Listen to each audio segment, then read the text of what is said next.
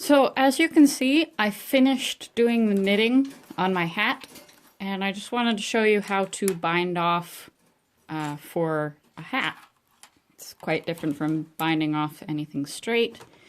You take a tapestry needle like this, and you slip the tail of your yarn into it, and now you go around.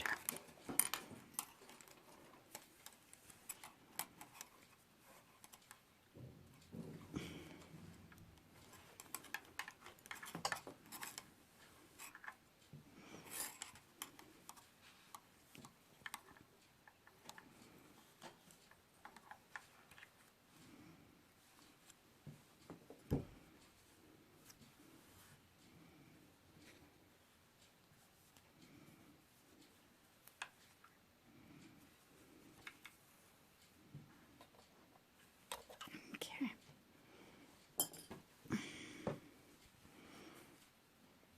I like to go back through the first stitch again, just to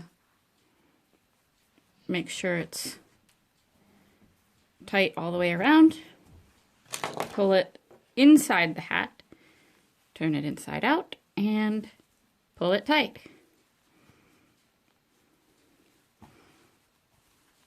So you have a nice closed off top. Ta-da! And a really cool pattern. The bind off pattern for this makes such a cool pattern, I think. So now you just you work back the tail.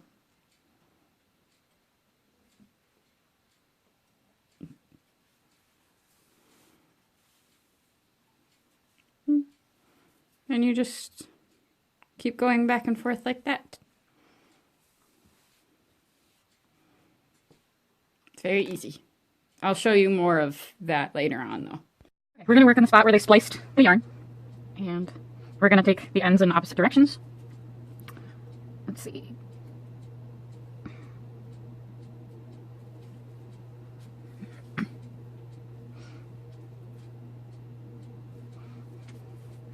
If you don't weave back your tails and you try to just knot off your work, it's going to unravel on you very quickly, especially if you go to wash it.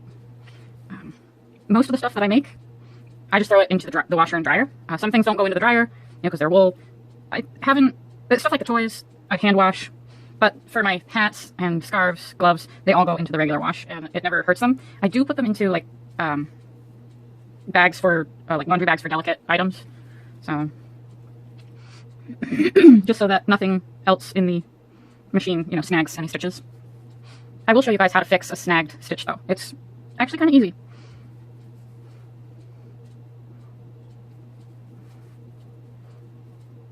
I really need to find my regular tapestry needles. They're smaller and sleeker, and they're made of metal.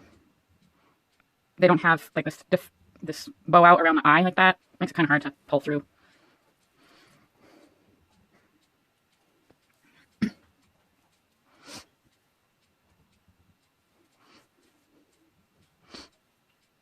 So I get a little zigzaggy when I'm doing this because it seems to help it hold better. I've never had any of my pieces unravel, so I guess my method works. If you can't tell what's going on here, I split a stitch and pull the yarn through. What's going on with the light in here? Yeesh. It's like it's either too dark or it's too bright. Can't get a happy medium today. Sorry, guys. So you know what? I think the light on the camera itself is up high. There we go. That's better.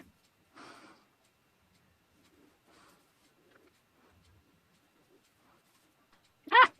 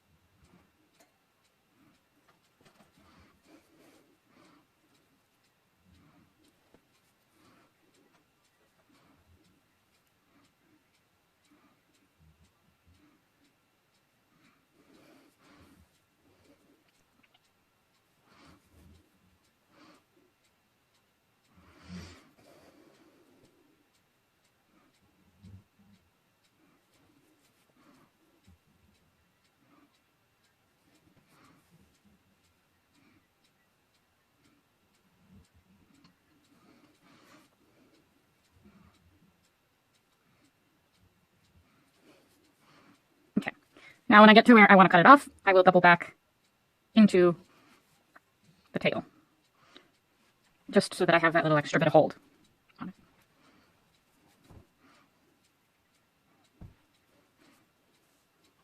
Okay. And then there we go. And I'll just do up the other one, and then I'll show you how the hat looks. So, look what I found. It's my needles. I found 2 of my missing tapestry needles.